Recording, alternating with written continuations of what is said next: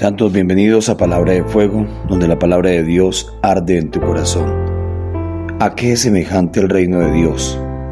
Podríamos decir que el reino de Dios es pequeñez y es grandeza.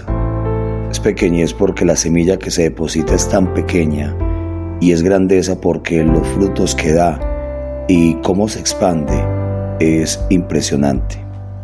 Tertuliano nos decía: somos de ayer y lo llenamos todo. Con esta parábola nuestro Señor exhorta a la paciencia, a la fortaleza y a la esperanza. Estas virtudes son particularmente necesarias a quienes se dedican a la programación y a la propagación del reino de Dios. Es necesario saber esperar, que esa semilla sembrada vaya creciendo por la gracia de Dios y también por la cooperación humana, que vaya echando raíces en tierra buena y se vaya elevando poco a poco hasta convertirse en un gran árbol. La vida espiritual es fecundidad y se fortalece con la Eucaristía, con la oración, con la penitencia, y se fortalece con nuestro trabajo cotidiano. Puede que sea muy pequeño y poco reconocido, pero lo importante es que Dios ve lo invisible.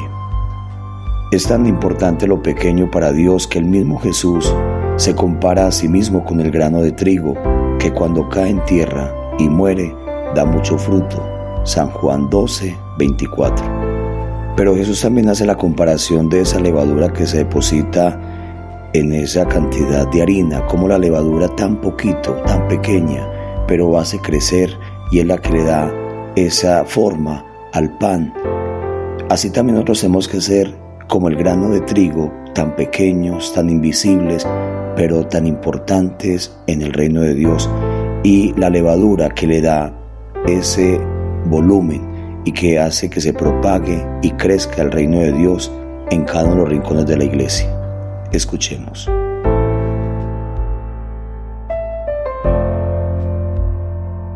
¿A qué se parece el reino de los cielos? ¿A qué se puede asemejar el reino de Dios? Hoy el Evangelio de Lucas nos está mostrando cómo Jesús hace dos comparaciones o dos parábolas dando un significado de qué es el reino de Dios. Y primero lo compara con el grano de mostaza, después lo hace parecido a la levadura que una mujer amasa el pan. El grano de mostaza es algo pequeño, es algo insignificante, es la semilla más pequeña del huerto, pero aquella semilla va creciendo y se vuelve después en el árbol más fuerte, en el árbol donde muchos pájaros anidan. Y la levadura también no se ve, pero se va fermentando hasta hacer crecer la harina. Así nosotros debemos ser constructores de ese reino de los cielos. Tú y yo, Dios nos ha dado la facilidad por el hecho de ser hijos de Dios, hijos herederos del reino, a que nosotros proclamemos esa palabra de Dios, y que se vuelva ese reino del cielo acá en la tierra, dignificando al ser humano, dignificando la existencia del hombre. Hoy el Señor entonces también nos propone una misión muy grande, y esa misión es que llevemos la palabra de Dios para que podamos llevar paz a tantas personas que lo necesitan.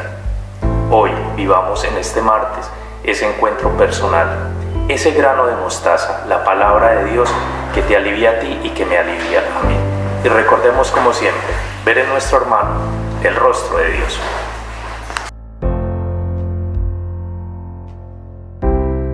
Nos queda como conclusión entonces que tengamos paciencia, que dejemos que las cosas se vayan dando en el tiempo, pongamos nuestra parte y lo demás pongámoslo en manos de Dios.